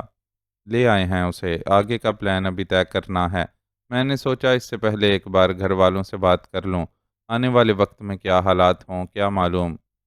شبھ شبھ بولیے، اوپر والے نے چاہا تو آگے بھی سب اچھا ہوگا انشاءاللہ تعالی، لیکن خیال رکھنا کالے خان کہ اگر مجھے کچھ ہو جاتا ہے تو تمہیں سجل کا بہت خیال رکھنا ہے اور پوری کوشش کرنی ہے کہ اسے پاکستان میں اس کے اپنوں تک پہنچا دو۔ اس کے ساتھ بہت اندیشے تھے۔ تسلی رکھیے، سب ٹھیک ہو جائے گا۔ میرا ایمان ہے کہ اگر آپ غلط راستے پر نہیں ہیں تو زندگی میں چاہے کتنی ہی مشکلات کیوں نہ آئیں، آخر کار ایک دن سب ٹھیک ہو جاتا ہے۔ کالے خان نے اسے دلاسا دیا، پھر پوچھنے لگا، کھانے کے سلسلے میں کیا ارادہ ہے آپ کا؟ ابھی کھائیں گے یا کچھ دیر بعد؟ آج بھی تمہارے ہاتھ کا پکا زہر مار کرنا پڑے گا تو پھر رہنے دو۔ چہرے پر بیچارگی کے تاثرات سجاتے ہوئے اس نے کالے خان کو جواب دیا، آج میں نے ایک فوڈ چینل سے ریسپی دیکھ کر کھانا پکایا ہے تو امید تو ہے کہ کچھ نہ کچھ ٹھیک بن ہی گیا ہوگا۔ اگر پھر بھی آپ کو پسند نہ آئے تو باہر سے منگوا لیں گے۔ کالے خان نے قطعی برا منائے بغیر اسے جواب دیا، ان سارے چکروں میں پڑھنے سے بہتر ہے کہ تم جلد از جلد کوئی نیا کک تلاش کرو۔ اس نے کالے خان کو نصیحت کی، وہ تو میں کر ہی رہا ہوں، لیکن کوئی قابل اور اعتبار والا بندہ ملے بھی تو گل خان کو اس جاب کے لیے کیوں نہ بلا لیں، اس کو پکانے میں مہارت بھی ہے اور بندہ بھی بہت وفادار ہے۔ جب سے شکیل کے ہاں سے نوکری چھوڑی ہے اس کے پاس کوئی مستقل روزگار بھی نہیں ہے۔ اسے اچانک ہی گل خان کا خیال آیا۔ آئیڈیا تو اچھا ہے، لیکن میں واضح کر دوں کہ اس کی جاب اسی وقت پکی ہوگی جب رادھا اسے اوکے کر دے گی۔ وہ کبھی کبھی یہاں آتی ہے، لیکن کوک میں وہی رکھتا ہوں جس کے ہاتھ کا ذائقہ رادھا کو بھائے۔ مجھے معلوم ہے بھائی، میں جانتا ہوں کہ تمہارا بس چلے تو اس دنیا میں موسم بھی رادھا دیوی کی مرضی سے تبدیل ہوا کریں۔ اب ایسی بھی بات نہیں ہے۔ کالے خان اس کی بات سن کر جھنپ گیا۔ اسی وقت مشرا کی آمد ہو گئی تو معاذ کو اس کے ساتھ مزید چھیڑ چھاڑ کرنے کا موقع نہ مل سکا۔ آج بھی کال کرنے کا یہ طریقہ سمجھا دو۔ مشرا لیپ ٹاپ کھول کر بیٹھا تو وہ اس کے ساتھ آ بیٹھا۔ کوشش کرتا ہوں لیکن بہت کمپلیکیٹڈ ہے، ایک بار میں شاید ہی سمجھ آ سکے۔ اس نے قدرے نخوت سے جواب دیا، لیکن معاذ پوری استقامت سے اپنے ارادے پر ڈٹا رہا۔ مجبوراً مشرا کو اسے گائیڈ کرنا پڑا۔ طریقہ کار واقعی پیچیدہ تھا اور کچھ مشرا بھی جان بوجھ کر جلدی جلدی سب کرتا جا رہا تھا، اس لیے پوری طرح اس کے پلے نہ پڑ سکا۔ کال مل گئی تو وہ سب کچھ چھوڑ چھاڑ کر بات کرنے کے لیے بے چین ہو گیا۔ ہیلو، دوسری طرف سے سنائی دیتی مردانہ آواز بلا شبہ فراز کی تھی۔ وہ اس کی آواز سن کر جھجک گیا۔ ہیلو، کون بات کر رہا ہے؟ اس کی طرف سے خاموشی پر فراز نے پوچھا۔ جی، میں وہ علینا کی دوست انم بات کر رہی ہوں۔ صوبیہ آپی سے بات ہو سکتی ہے کیا؟ اسے خیال آیا کہ وہ وائس چینجر کی مدد سے کال کر رہا ہے تو اپنا مدعا بیان کیا۔ انم؟ فراز کچھ چونکا ہوا محسوس ہوا۔ جی انم، کراچی سے۔ مجھے خود تمہاری کال کا انتظار تھا انم، مجھے صوبیہ نے تمہارے متعلق بتایا تھا۔ فراز کی اگلی بات مزید معنی خیز تھی۔ وہ خود کہاں ہیں؟ اس نے اپنے اندر بے چینی سی محسوس کی۔ ہسپتال میں۔ کیا ڈیوٹی پر ہیں؟ نہیں، ایڈمٹ ہے۔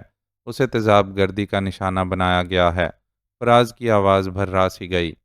کب؟ کیسے؟ وہ اس اطلاع کو سن کر تڑپ اٹھا۔ علینا سے چوری چھپے رابطہ رکھنے کی پاداش میں انہوں نے میری پریوں سی بہن کو نشانہ عبرت بنا دیا، اور شاید ہمیں اس بات کا بھی خمیازہ بھگتنا پڑے کہ ہم تمہیں یہاں کی ساری خبریں پہنچا رہے ہیں۔ فراز پھٹ پڑا جبکہ وہ اپنی جگہ گنگ رہ گیا۔ فراز کے الفاظ سے ظاہر تھا کہ وہ جانتا ہے کہ انم کے پردے میں کون اس سے مخاطب ہے۔ مجھے بہت افسوس ہے میرے بھائی، بلکہ سچ پوچھو تو میں بے انتہا شرمندہ ہوں۔ اس کے منہ سے بمشکل الفاظ نکل رہے تھے۔ یہ احساس کہ اس کے دامن میں لگی آگ نے دوسروں کی ہستی بستی زندگیاں راکھ کرنا شروع کر دی ہیں، بڑا ہی تکلیف دہ تھا۔ میرا مقصد تمہیں شرمندہ کرنا نہیں تھا۔ میں جانتا ہوں کہ تم تو خود بے قصور اس مصیبت میں مبتلا ہو۔ اس کے شکستہ لہجے نے فراز کو سنبھلنے پر مجبور کر دیا۔ بے قصور تو ہوں، لیکن یہ احساس مجھے چین نہیں لینے دیتا کہ میری وجہ سے میرے اپنے مصائب میں مبتلا ہیں۔ اس کی آواز بھرا سی گئی۔ بعض اوقات حالات پر انسان کا اختیار نہیں رہتا۔ فراز کو ابھی اسے بدترین اطلاع بھی دینی تھی، اس لیے اپنے طور پر پیش بندی کی کوشش کر رہا تھا۔ صوبیہ نے تو مجھے بتایا تھا کہ علینا سمیت سب گھر والے اچانک غائب ہو گئے ہیں۔ پھر اس کی علینا سے کب اور کیسے بات ہوئی؟ اس نے مزید حالات جاننے کی کوشش کی۔ علینا نے خود رابطہ کیا تھا، وہ سنگاپور میں تھی، لیکن اس وقت اس نے صوبیہ کو یہ سب نہیں بتایا تھا۔ اس بات کا علم ہمیں اس وقت ہوا جب کچھ بھی باقی نہیں رہا تھا۔ کیا مطلب؟ فراز کے الفاظ پر اس کا دل دھک سے رہ گیا اور بے ساختہ ہی آواز بلند ہو گئی۔ علینا، خاور ماموں، سعد، کوئی بھی نہیں رہا۔ ان سب کو اس وقت بم دھماکے میں اڑا دیا گیا جب وہ دشمنوں سے بچنے کے لیے سمندری راستے سے سنگاپور سے فرار ہونے کی کوشش کر رہے تھے۔ یہ سب بتاتے ہوئے فراز کی آواز بھیگ گئی، لیکن اس کا ذہن اس اطلاع کو قبول کرنے کو تیار نہیں تھا، اس لیے چیخ کر بولا، کیا بکواس کر رہے ہو فراز؟ علینا اور باقی لوگ سنگاپور کیسے جا سکتے تھے؟ کون لے گیا تھا انہیں وہاں؟ لالا عیسیٰ اور اس کا منہ بولا بیٹا وقاص عرف وکی۔ مجھے بہت زیادہ تفصیلات نہیں معلوم، بس اتنا پتا ہے کہ وہ لوگ تمہارے گھر والوں کی مدد کرنے کی کوشش کر رہے تھے۔ ملنے والی اطلاعات اور صوبیہ کی علینا سے ہونے والی بات چیت سے یہ بھی اندازہ ہوتا ہے کہ وکی سے علینا کا نکاح ہو گیا تھا۔ وہ بیچارہ بھی ان سب کے ساتھ مارا گیا ہے۔ فراز ایسے حوالے دے رہا تھا جنہیں جھٹلانا اس کے لیے ممکن نہیں تھا۔ اسے وقاص عرف وکی بھولا نہیں تھا، وہی تھا جس نے اسے عرفان اللہ اور یزدانی کی قید سے نکال کر اپنے پاس پناہ دی تھی اور پورے خلوص سے چاہتا تھا کہ وہ اس دلدل سے نکل جائے جس میں اسے زبردستی پھنسا دیا گیا تھا، لیکن اسے سعد کی زندگی بچانے کے لیے وقاص کے خلوص کو ٹھکرا کر اپنے صیاد کے پاس واپس جانا پڑا تھا، اور اب اسے بتایا جا رہا تھا کہ وہی مخلص سا وقاص اور اس کی فیملی کے سارے لوگ مارے گئے ہیں۔ ابو، سعد، علینا، کوئی بھی نہیں بچا۔ معاذ، اس کی طرف سے مسلسل خاموشی پر فراز نے اسے پکارا۔ حالات جس نہج پر آ گئے تھے، ساری احتیاطیں بیکار تھیں، اس لیے فراز نے اسے اس کے نام سے ہی پکارا تھا۔ کیا سچ مچ کوئی نہیں بچا؟ ابو، سعد، علینا، کوئی ایک بھی؟ الفاظ ٹوٹ ٹوٹ کر اس کے لبوں سے نکلے۔ کوئی نہیں بچا میرے بھائی، سب ختم ہو گیا۔ فراز کے لیے خود پر قابو پانا ممکن نہیں رہا اور وہ پھوٹ پھوٹ کر رونے لگا۔ خود اس کا یہ حال تھا کہ رونے کے قابل بھی نہیں رہا تھا۔ غم و غصے کی انتہا پر پہنچ کر اس نے سب سے پہلے اپنے سامنے رکھے لیپ ٹاپ کو ہی اٹھا کر دیوار پر دے مارا، پھر زور زور سے چیختے ہوئے جو ہاتھ آیا اٹھا کر پھینکتا چلا گیا۔ اس وقت اس کے منہ سے جو آوازیں نکل رہی تھیں وہ کسی شیر کی دھاڑ سے مشابہ تھیں۔ شور سن کر کالے خان اور مشرا بھاگے آئے۔ کمرے کی حالت دیکھ کر دونوں دنگ رہ گئے۔ معاذ، کالے خان نے اسے پکارا، لیکن اسے کچھ سنائی نہیں دے رہا تھا۔ اس کی نظروں کے سامنے اپنے پیاروں کے چہرے گھوم رہے تھے اور یہ خیال دل کو نوچ رہا تھا کہ وہ سب ٹکڑوں میں تقسیم ہو کر سمندر برد ہو چکے ہیں۔ کیا ہو گیا ہے معاذ؟ وہ پکارے جانے پر متوجہ نہ ہوا تو کالے خان اس کے قریب چلا آیا اور اس کا بازو تھام کر پریشانی سے پوچھا، لیکن اسے تو اپنا ہوش ہی نہیں تھا۔ زور سے چیخا اور کالے خان کو پرے دھکیل دیا۔ وہ بیچارہ بے خبری میں دور جا کر گرا۔ آپ ٹھیک ہیں؟ مشرا لپک کر کالے خان کے قریب آیا اور سہارا دے کر کھڑا کرتے ہوئے پوچھا۔ میں ٹھیک ہوں، مگر سمجھ نہیں پا رہا کہ انہیں کیا ہوا ہے۔ کالے خان نے تشویش سے معاذ کی طرف دیکھا جو اب دیوار پر لگی ایک پینٹنگ اتار کر پھینک رہا تھا۔ انداز ایسا تھا جیسے دنیا کی ہر شے کو نیست و نابود کر دینا چاہتا ہو۔ اسے تو لگتا ہے کہ پاگل پن کا دورہ پڑا ہے۔ کیا یہ کسی قسم کے ذہنی مرض میں مبتلا ہے؟ دھان پان سا مشرا اس کے جنون کو دیکھ کر خوف زدہ ہو گیا۔ بالکل نہیں، مجھے لگتا ہے کہ فون پر انہوں نے کوئی بری خبر سنی ہے جب ہی خود پر قابو نہیں رکھ پا رہے ہیں۔ کالے خان کو نتیجہ اخذ کرنے میں زیادہ وقت نہیں لگا تھا، لیکن اس طرح تو یہ خود کو اور دوسروں کو نقصان پہنچا سکتا ہے۔ مشرا نے اسے تشویش زدہ نظروں سے دیکھتے ہوئے تبصرہ کیا اور عین اسی وقت معاذ لہراتا ہوا نیچے گرا۔ اذیت کی انتہا پر کھولتے دماغ کو ریلیف دینے کے لیے طاری ہونے والی یہ بے ہوشی قدرت کی طرف سے کی جانے والی مہربانی تھی۔ کالے خان اس کے گرتے ہی دوڑ کر اس کے قریب پہنچا اور اس کا سر اپنے زانوں پر رکھ کر رخساروں کو تھپ تھپاتے ہوئے اسے پکارنے لگا۔ قریب مشرا بھی آیا، لیکن اتنا چوکنا تھا کہ جیسے ڈر ہو کہ معاذ ابھی ہوش میں آ کر اس پر حملہ کر دے گا۔ انہیں اٹھا کر بیڈ پر لٹانے میں میری مدد کرو۔ کالے خان نے جب دیکھا کہ وہ ہوش میں نہیں آ رہا ہے تو اس نے مشرا سے درخواست کی۔ مشرا بادل نخواستہ اس کی مدد کروانے لگا۔ دراز قد اور ورزشی جسم کے مالک معاذ کو اٹھا کر بستر پر لٹانا ان دونوں کے لیے ایک کٹھن کام تھا جو انہوں نے کسی نہ کسی طور انجام دے ہی لیا۔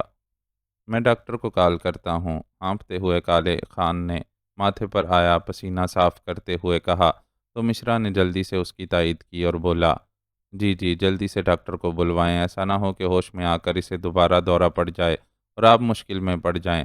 میں تو اب یہاں سے جانے لگا ہوں، ایک پارٹی کو ٹائم دے رکھا ہے، دیر سے پہنچا تو میرا لاس ہو جائے گا۔ انداز سے صاف ظاہر تھا کہ وہ یہاں رکنے سے خوف زدہ ہے۔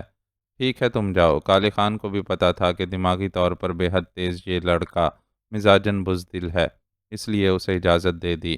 اس کے جانے کے بعد کالے خان نے پہلے ڈاکٹر کو کال کی، پھر بکھرے ہوئے کمرے کو سمیٹنے لگا۔ اس کام کے دوران وہ گاہے گاہے معاذ پر بھی ایک فکر بھری نظر ڈال لیتا تھا۔ ڈاکٹر کی آمد تک وہ ٹوٹ کر ادھر ادھر بکھر جانے والی اشیاء کے ٹکڑے سمیٹ چکا تھا، لیکن بہرحال کمرہ اپنی سابقہ حالت میں نہیں آیا تھا۔ کیسے بے ہوش ہوئے ہیں یہ؟ ڈاکٹر آیا تو معاذ کا معائنہ کرتے ہوئے کالے خان سے پوچھنے لگا۔ کچھ ٹھیک سے معلوم نہیں ہے، میں ایک مہمان کے ساتھ دوسرے کمرے میں تھا، یہ کسی سے فون پر بات کر رہے تھے، اچانک ہمیں ان کے چیخنے چلانے اور سامان کے ٹوٹنے پھوٹنے کی آوازیں سنائی دیں تو یہاں آئے، اور پھر یہ میری نظروں کے سامنے ہی اچانک بے ہوش ہو گئے۔ اس نے تفصیل بتائی۔ نروس بریک ڈاؤن، لگتا ہے انہیں کوئی بری خبر سننے کو ملی ہے، لیکن شکر کریں کہ کوئی شدید نقصان نہیں ہوا۔ وقتی بے ہوشی ہے، ابھی ہوش میں آ جائیں گے۔ ڈاکٹر بولنے کے ساتھ ساتھ اپنا کام بھی کرتا جا رہا تھا۔ تھوڑی دیر میں معاذ کسمسانے لگا۔ یہ ہوش میں آ رہے ہیں۔ کالے خان دیکھ کر خوش ہو گیا، لیکن اگلا ہی لمحہ پریشان کن تھا۔ معاذ نے آنکھیں کھولنے سے پہلے ہی چیخنا چلانا شروع کر دیا۔ ابو، کہاں جا رہے ہیں آپ؟ لہریں بہت تیز ہیں، سمندر میں آگے نہ جائیں۔ سعد، علینا، رک جاؤ، میں کہتا ہوں رک جاؤ ورنہ ڈوب جاؤ گے۔ چیخنے کے ساتھ ساتھ وہ یوں ہاتھ پیر چلا رہا تھا جیسے کسی کو پکڑنے کی کوشش کر رہا ہو۔ مسٹر معاذ، آنکھیں کھولیے، آنکھیں کھول کر دیکھیے، یہاں کوئی سمندر نہیں ہے۔ ڈاکٹر نے اس کے رخسار تھپ تھپاتے ہوئے اسے پکارا تو آخر کار اس نے آنکھیں کھول دیں، لیکن اس کی آنکھوں میں اجنبیت تھی اور خالی اس ذہنی کی کیفیت میں یوں آس پاس دیکھ رہا تھا جیسے اپنی وہاں موجودگی پر حیران ہو۔ اب آپ کیسا فیل کر رہے ہیں مسٹر معاذ؟ ڈاکٹر نے اسے اپنی طرف متوجہ کیا۔ میں ٹھیک ہوں، مجھے کچھ نہیں ہوا۔ کیا کچھ ہوا تھا؟ وہ اٹھ کر بیٹھتے ہوئے ڈاکٹر کی وہاں موجودگی پر حیرت کا شکار نظر آ رہا تھا۔ آپ کو تھوڑے سے چکر آ گئے تھے اور آپ بے ہوش ہو کر گر گئے تھے، ڈاکٹر نے اسے جواب دیا۔ لیکن کیوں؟ میں بے ہوش کیوں ہوا تھا؟ وہ الجھا۔ شاید آپ کو کمزوری ہو گئی ہے یا پھر آپ بہت زیادہ ذہنی دباؤ کا شکار ہو گئے تھے، ڈاکٹر نے محتاط الفاظ میں اسے جواب دیا۔ ذہنی دباؤ؟ لیکن کیوں؟ وہ سوچ میں پڑ گیا اور پھر یکدم ہی اس کے چہرے کے رنگ کی رنگت متغیر ہو گئی۔ کیا بات ہے معاذ صاحب، کیا ہو گیا ہے؟ کالے خان نے اس کی بنچی ہوئی مٹھیاں دیکھیں اور تیزی سے اس کے قریب بیٹھ کر اس کے گرد اپنا بازو پھیلا دیا۔ سب ختم ہو گیا کالے خان، سب ختم ہو گیا۔ ظالموں نے میرے پورے خاندان کو ختم کر دیا۔ سہارا پا کر وہ بکھرنے لگا۔ کالے خان نے بے ساختہ اسے سینے سے لگا لیا۔ مار ڈالوں گا میں ان سب کو، تباہ و برباد کر دوں گا۔ میرے گھر کو اجاڑنے والے اب خود بھی سکھ سے نہیں رہ پائیں گے۔ بولتے بولتے اس کا جسم اینٹھنے لگا تھا۔ ڈاکٹر نے اس کی یہ کیفیت دیکھی تو تیزی سے ایک انجیکشن تیار کر کے اس کے بازو میں لگا دیا۔ دھیرے دھیرے اس کے جسم کا تناؤ کم ہونے لگا۔ آواز دھیمی ہو کر پستی میں ڈھلی اور پھر معدوم ہو گئی۔ ڈاکٹر کے اشارے پر کالے خان نے اسے آہستہ سے تکیے پر لیٹا دیا۔ شدید ڈپریشن ہے، ان کی حالت سنبھلنے تک بہت زیادہ خیال رکھنا ہوگا۔ بہتر ہوگا کہ کوئی ایسا شخص ان کے ساتھ رہے جس سے انہیں جذباتی سہارا مل سکے۔ ڈاکٹر نے اس کی کیفیت بیان کرنے کے ساتھ ساتھ تجویز بھی پیش کی۔ میں خیال رکھوں گا ڈاکٹر صاحب، کالے خان نے جواب دیا۔ ڈاکٹر کو وہاں سے رخصت کرتے ہوئے اس کے چہرے پر گہری سوچ کے سائے تھے۔ معزز ناظرین و سامعین، لائک، کمنٹس اور شیئر ضرور کریں۔ شکریہ۔